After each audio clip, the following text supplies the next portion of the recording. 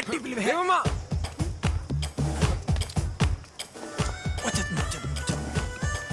మాట్లాడేసి బేబమ్మ. బేబమ్మ ఏంటి? నా పేరు బేబమ్మ కాదు. బేబమ్మ కాదా? ఏంటి మూమెంట్? మీ పేరు బేబమే కదా?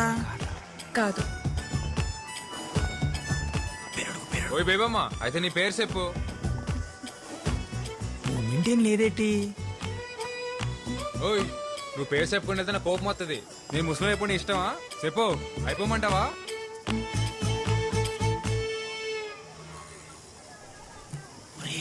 ఏదో రాసుకుంటుందిరా. అవునరా.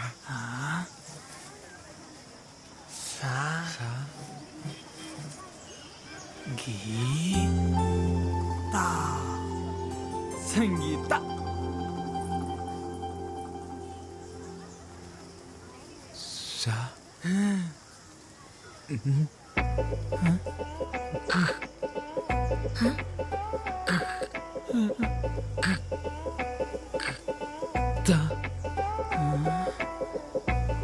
సంత.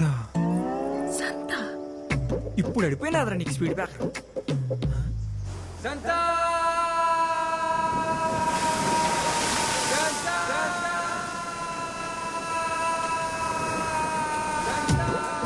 సంగీతాన్ని పలుకో.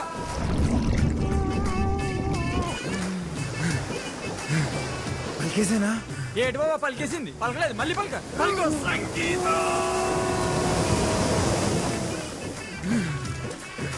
వచ్చేసిందిరా. యాడొచ్చేసింది? లోపల లోపల. ఓరి నీ అబ్బా పలికింది నేను రా. చాలు చాలు దా. ఆయన నీతో పేరంటి ప్రేమ పిలిపించుకునే అదృష్టం భేమంటే లేదనుకుంటాను. వెళ్ళిపే నీ అబ్బా.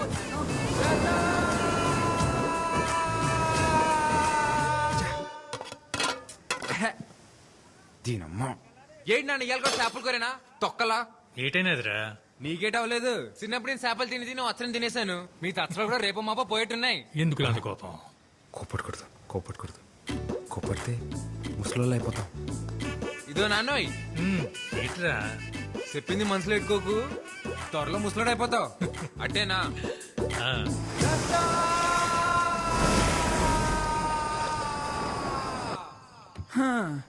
ఓళ్ళైనట్టే ప్రేమించిన అమ్మాయికి మనసులో ఉన్నది చెప్తారు. సంతోయ్. నువ్వు నోటికేదో అదే చెప్పాలరా ఆసి. అందుకే రే ఇది. ఏటీ మూమెంట్? ఇది ప్రేమ పుస్తకం, తెల్ల కాగితం.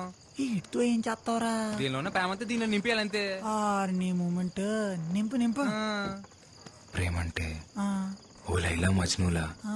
దేవదాసు పార్వతిలా, ఓ రోమియో జూలియట్లా, అదో మాదిరిలా ఉండాలిరా. అయినా ఈ దేవదాస్ తెలుసు, ఈ మజ్ను తెలుసు, ఈ రోమియో జూలియట్లా మొగాళ్ళురా. ఎవడికి తెలుసు? ఓ నీకు తెల్దా? Romeo Juliet. తాయింత గట్టి పలికేస్తుందంటే ఈడే మొగాడే ఉంటాడు రాసే. ఆడే అంటావా? ఆడే. ఈ కాగితం ముక్కతో నువ్వు వాళ్ళ పక్కన చేరిపోతా రాసి. చేరిపోలే. రాయణం గారికి తెలియపోతే ఒక లెక్క, తెలిస్తే ఇంకో లెక్క. ఇంతకీ లెటర్ అయితే రాస్తాం కానీ ఇచ్చేదెవర్రా? ఓ బాబోయ్, నాకు దీనికి ఎటువంటి సంబంధం లేదురా బాబు. అప్పుడు తొలిపోయి ఒట్టు. నేనైతే ఈ మూమెంట్ చేయలేదురా బాబా. ఈ మూమెంట్ కి అమర్తాలు ఎందుకురా?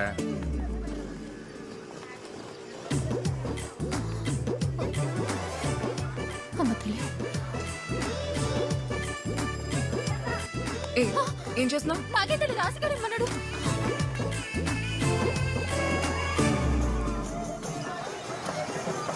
టెన్షన్ ఉంది తాలింపు. దేనికి? బేవం లెటర్ చదివి ఉంటదంటావా? ఇంతకీ వస్తుందా రాదా? ఈ పసి బేబం చూడ్డానికి ఆ బేబు మొత్తం లేరా. రాయణం గారు వచ్చి పట్లెట్టపోతే బంగారు పాప తిద్దు మొదలవుతుంది కదా.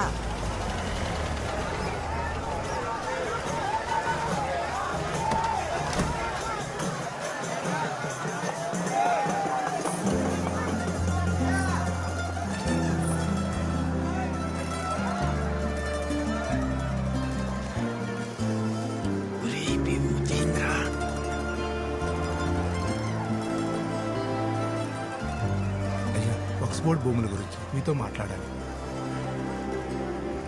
అనవసరంగా లెటర్ ఇచ్చేసినావురా బేబంకి. ఇలాగే వెళ్ళి బేబం ముందు నిలబడిపోతే నీ ఒంటి కట్టిన సెంటల్ చేసి నువ్వు పేమి చేస్తామని వెంటనే తెలిసిపోద్ది. ఒరేయ్, బేబం చూస్తుందిరా.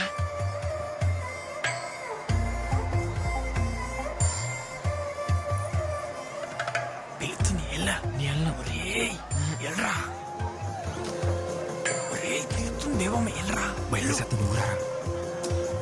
అలా సైక్ చేసేస్తే అందరూ వెళ్ళకూడదురా, నువ్వు ఒక్కడు వెళ్ళాలి. వెళ్ళా అందరూ సిద్ధంగా ఉండండి. కొద్దిసేపటి తర్వాత బషీర్ బీబీ వారి గంధం పంచబడును.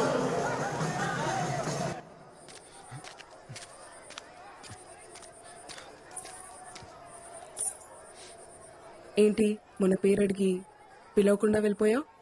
అంటే అది అది ఇది నువ్వు ఇచ్చిన లెటరే, చదువు. ఒరే తాలింపు, మన స్పీడ్ బ్రేకర్ మన ప్రేమకు స్పీడ్ బ్రేకర్ కాకుండా ఉండాలంటే ఈ కాగితం మొత్తం మన అక్షరాలతో నింపారా. ఇంచుపోయిన అక్షరం కాగితం నుంచి ఎలా పారిపోద్దో నేను సొత్తాను ఈ పూట. సరే చెప్తున్నాను చూడు, నువ్వు వచ్చాకే నా గుండె గూట్లో పండగొచ్చే. పొద్దు పొద్దున ముచ్చట 3 స్పీడ్ బ్రేకర్లు వచ్చేసాయి. స్పీడ్ బ్రేకర్లన్నీ అయిపోయారా? బాగుందంటావు ఇది. ఊరు బాబా పిల్లి చూసిందనుకో ఫ్లాట్. ఇలాంటి లెటర్ ఇస్తే ఏ అమ్మాయి ప్రేమించదు తెలుసా? నవ్వుతుంది. నేను లెటర్ ఇచ్చింది కూడా ప్రేమించడం కాదులే, నవ్వించడానికే. ఈ కాగితం రాసిన అక్షరాలు ఆల్వీలు వేయండొచ్చు, కానీ నువ్వంటే చిన్నప్పటి నుంచి అదో మాదిరి ఇష్టమని తాలింపుకే కాదు నాకు కూడా నేను చాలాసార్లు చెప్పేసుకున్నాను. అదో మాదిరి ఇష్టమా అంటే? అంటే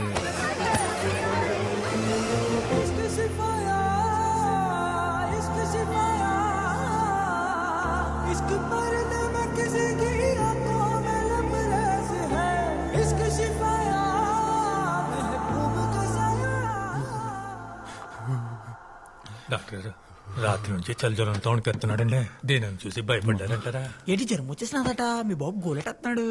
ఒరే బేబు నువ్వు అంటే ఇష్టం అని చెప్తే ఏం చెప్పకుండా ముత్తేటి సెల్పిందిరా. అది కూడా అదో మాదిరి ముద్దురా.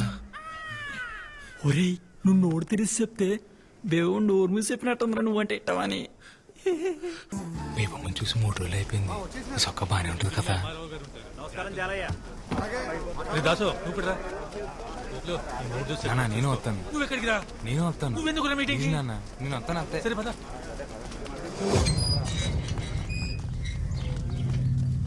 వెళ్ళండి వెళ్ళండి రోయ్, మీ కొంపల కోసం ఇది ఆఖరి మీటింగ్. వెళ్ళండి. వీడికి రోజునే కూర.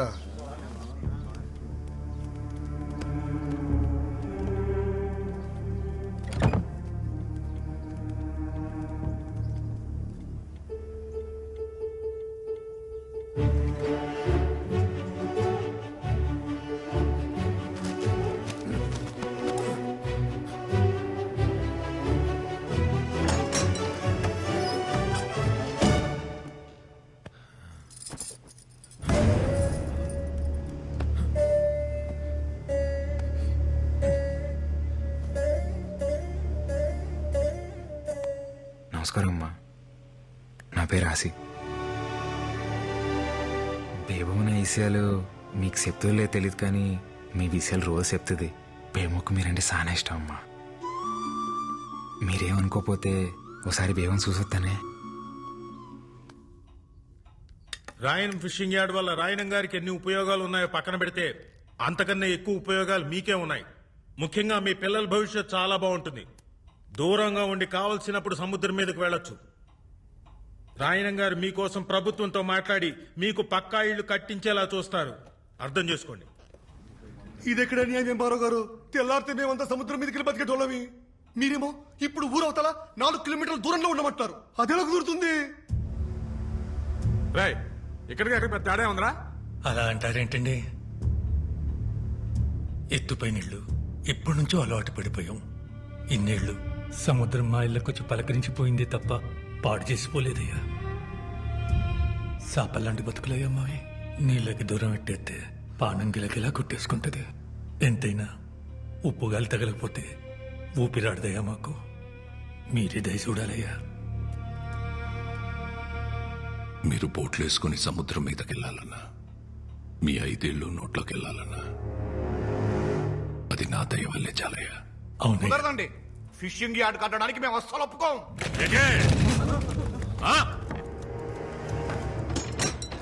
ఆసి, ఏంటిలా వచ్చావు? ఏమన్నా చూస్తే? ఒక్కసారి మీదడితే తిరిగి వెళ్ళడానికి ఇదేమన్నా సముద్రం అనుకుంటున్నారా? ప్రభుత్వం. ఒక్కసారి మీదడిందంటే తిరిగి వెళ్ళడం ఉండదు, తీసుకెళ్లడమే. ఎటే ఎందుకు వచ్చావు? నా కోసం నువ్వు రోజు చూడటానికి వచ్చేదాన్ని కదా, అందుకే ఒక్కసారి నేను చూడటానికి వచ్చా. భయమే లేదా?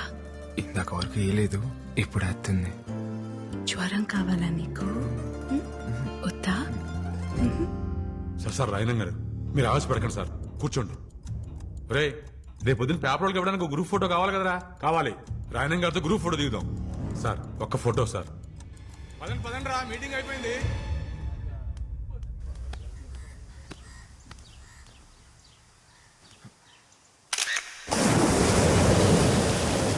మేమనుకున్నాం మీ నాన్న మా ఇల్లు కలిసి అయితే మేము ఎక్కడ బతకాలి? మీలా మాకు 2-3 ఇల్లు లేవు.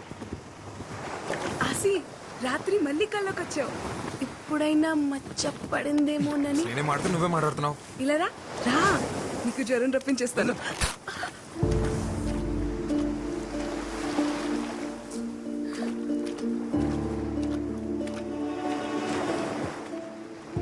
సారీ.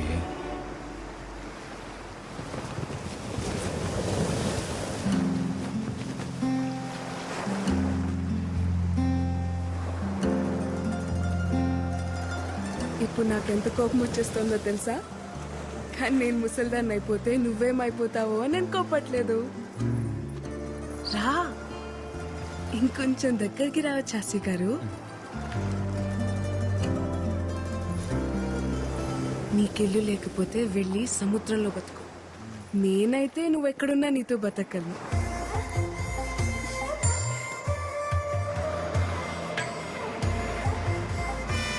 బస్ వచ్చేసింది. నాకు వినిపించట్లేదు, నేను ఇంటికి వెళ్ళను. ఏంటే ఇప్పుడైనా రావడం? రావడమే ఏటే కోల్డ్ పిల్ల, నా కొడుకుని సో నోరేసుకుని మీదడిపోతున్నావట. ఇదిగో నువ్వు వరుసనా కరిసినా ఆడే నీకు కాబోయే మొగుడు, గుర్తెట్టుకో. మొగుడిని అదుపులో పెట్టుకోవడం రాదు కానీ కబుర్లు చెప్తుంది.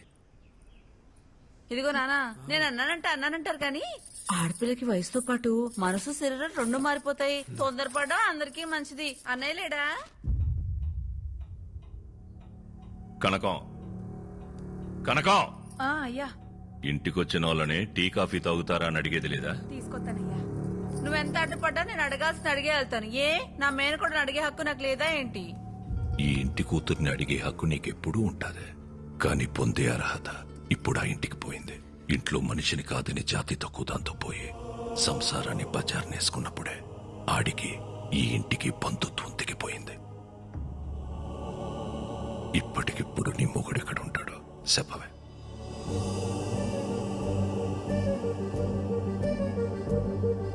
నీ ఎంత సౌకర్యంగా నీ తలదించుకోలేను. ఎటే పరువు తక్కువళ్లతో రాయన సంబంధం కలుపుకోడు. అది కాదన్నయ్యా. నీది బంధం కాదనిలేవు, అది బంధుత్వం. మళ్ళీ కలుపుకోలేవు. టీ తాగేలా.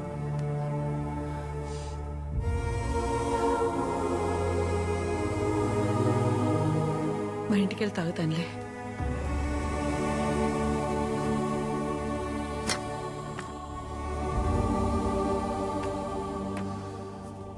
దామెర పనీంద్ర నీకు తెలుసు కదా, మన రూరల్ ఎమ్మెల్యే ఆడి కొడుకు.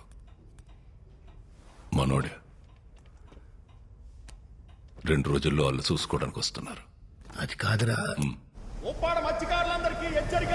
ప్రతి ఏటా మన కట్టుబాటు ప్రకారం ఏప్రిల్ 17వ తారీఖు నుండి జూన్ 3 వరకు 45 రోజులు ఎవరైనా సముద్రం మీదకు బోటేసినా వలేసినా జరిమానా విధించబడ్డహో. మనం పాటపడగా సంపాదించుకున్న డబ్బుల్లో 10% ఈ ఉండిలో దాచుకున్నాం. ఇది చేపలు గుట్టెట్లే సమయం కాబట్టి ఏటకెళ్ళని 45 రోజులు గంగాలమ్మ జాతర వరకు మన బతుకు తెరువు ఇదే. మన డబ్బే మన 150 కుటుంబాలకి సమానంగా పంచుతున్నాను.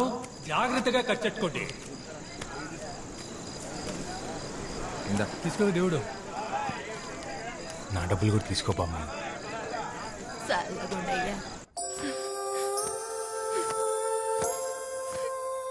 ఎవరు 2 రోజుల్లో నన్ను చూసుకోవడానికి వస్తున్నారంటమ్మా.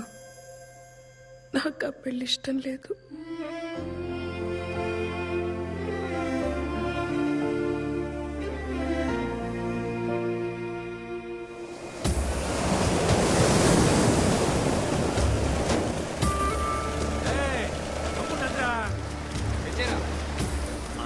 వచ్చేసినట్టేగా వచ్చేసాను నాన్న. అడవులన్నీ ఒడ్డెట్టయిందిరా ఆయన గారికి లెక్క చెప్పాలిగా